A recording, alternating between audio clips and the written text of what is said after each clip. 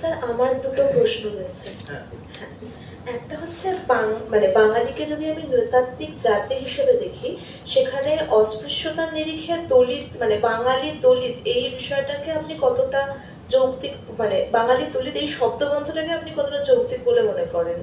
আর দ্বিতীয় হচ্ছে চর্যা গান শ্রীকৃষ্ণ কীর্তনই হোক বা জংনামা ইউসুফ জুলেখাই হোক, মানে প্রাগাধুনিক বাংলা সাহিত্য, মধ্যযুগের বাংলা সাহিত্য, রাজসভা সাহিত্য বাদ দিয়েও মানে লৌকিক সাহিত্য এবং লৌকিক জীবনের কথা বাংলা সাহিত্যে রয়েছে। তাহলে এই উপনিবেশীকরণের এবং এই মান্নায়নের মানে শৈলী এবং বিষয়ে এই বিষয়টা কখন কোন সময় থেকে তৈরি হচ্ছে বলে আপনার মনে হয়? এইটুকু। এই দুটো খুব কঠিন কঠিন প্রশ্ন। হ্যাঁ, দ্বিতীয়টা আগে বলি, কারণ আমার মনে হয় দ্বিতীয়টা তুলনামূলকভাবে সহজ বলা। আর মানে সেটা মানে আপনি প্রশ্নটা যে যে আকারে করেছেন, আমার নিজের ধারণা আপনি নিজে উত্তরটা জানেনও। হ্যাঁ, সেটা হচ্ছে যে দুটো তিনটে পর্যায়ে তো ভাগ করা রয়েছে। একটা হচ্ছে যে আমরা জানি যে ওই সুলতানি আমলে বাংলাকে মানে রাজভাষা হিসেবে একটা মানে মান্যতা দেওয়া হচ্ছে, এবং এই ওয়াকিল আহমেদ বলে একজন ছিলেন পূর্ব পাকিস্তানে, তিনি এটা দেখাচ্ছেন যে মানে সুলতানি আমলই হচ্ছে যে বাংলার প্রথম মানে রাষ্ট্রীয় পৃষ্ঠপোষকতা পাওয়ার যুগ হচ্ছে সুলতানি আমল। এইটা গেল একটা।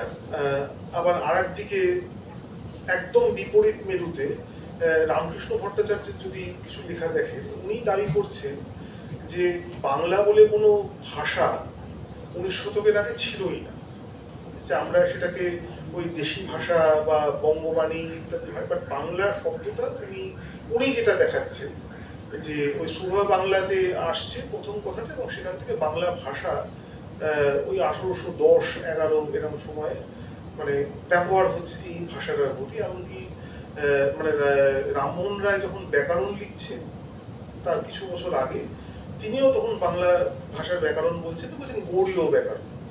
তো এটা রামকৃষ্ণ ভট্টাচার্যের মত যে যে বাংলা বললে মানে আমরা যে বস্তুটা বুঝি, এটা মোটামুটি 19 শতকের আগে এর কোনো রূপ ছিল না।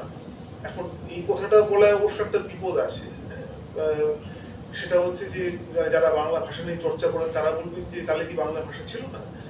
যে অবশ্যই ছিল, কিন্তু আমরা মানে ঐক্যবদ্ধ রূপে যে বাংলাকে পাই, যে আপনি মান্য ভাষার কথা উল্লেখ করলেন, যে এই মান্য ভাষার যে এটা রূপটা আমরা পাই, এটা হয়তো মানে কিছু লোক বলবেন যেটা 19 শতক, আবার ওই ওয়াকিল আহমেদ ইত্যাদি যাদের কথা বললাম তাদের আবার এটা বক্তব্য হবে যেটা সুলতানি আমল থেকে এইটা একটা মানে রূপ পেয়েছে।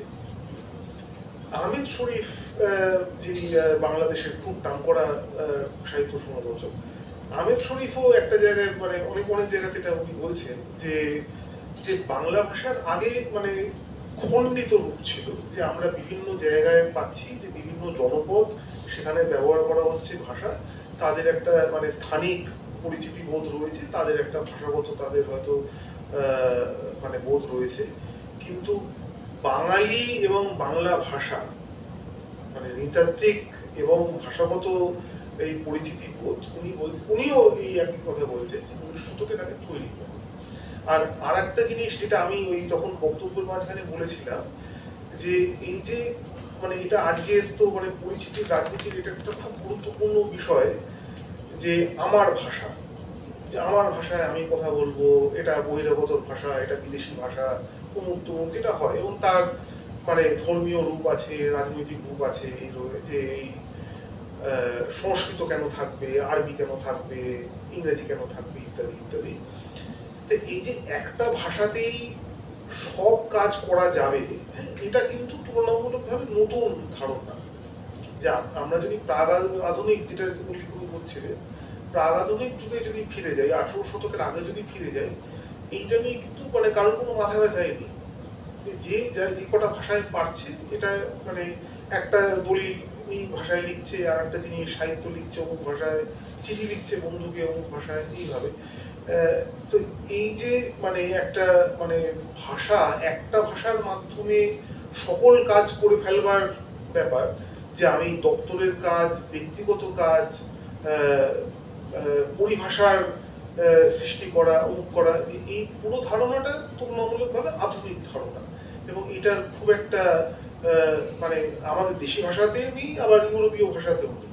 যে ওখানেও ইংলিশ বা ফ্রেঞ্চ বা স্প্যানিশ এই জাতীয় এগুলো অনেক পরের সূচনা।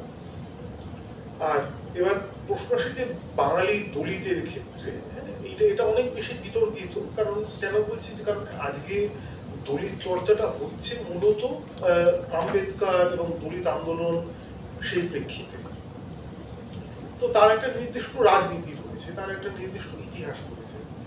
আর যেহেতু আমাদের দেশে ওই কাস্ট সেন্সাস ইত্যাদি এইগুলো তথ্য মানে সেভাবে প্রকাশ করে না, যে এটা হয়তো প্রকাশ করলে পরে দেখা যেত যে অনেক মানে রাজনৈতিক সমীকরণ বদলে যেত।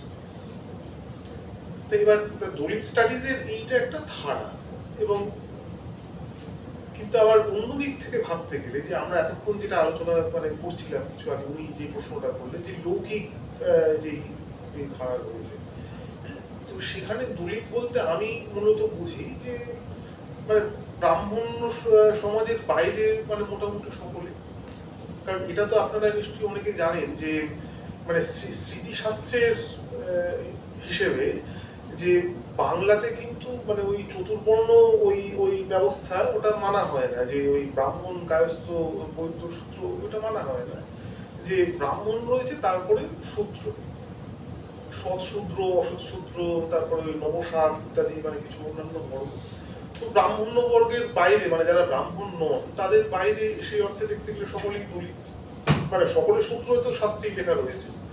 তো সেই অর্থে সকলেই দলিত, এবং তার মধ্যে মানে কিছু এদেরকে ছাড় দেওয়া হচ্ছে, কায়স্থদেরকে বৈদ্যদেরকে এদেরকে ছাড় দেওয়া হচ্ছে, এবং বাকিদেরকে বলছে যে না, ওদের সঙ্গে আমাদের মানে জলচল সম্পর্ক। তো তো এইটা একভাবে এটা দেখা যায়, যে একটা মানে আম্বেদকর পলিটিক্সের একটা ধারা রয়েছে, আবার আর একটা মানে দেশজ ধারা যদি বলে, দেশজ ধারার একটা ব্যাপার রয়েছে। দুটো দিক থেকে দেখা যায়।